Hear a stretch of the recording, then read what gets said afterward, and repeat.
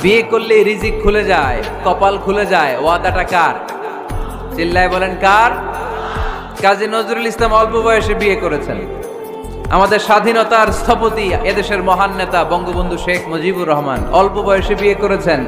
মহাত্মা গান্ধী অল্প বয়সে, সব বড় বড় নেতারা অল্প বয়সে বিয়ে করেছেন। কিন্তু তারা যে সফল হয়েছে, কোনো সমস্যা হয়েছে? কথা কয় না। আমাদের স্বাধীনতার স্থপতি বঙ্গবন্ধু শেখ মুজিবুর রহমান, উনি সফল না ব্যর্থ? চিল্লায় বলে সফল। তো উনি যে কম বয়সে বিয়ে করে সফল হয়েছে, এই বিয়ে ওনার কোনো বাধা দিছে? কথা বলেন।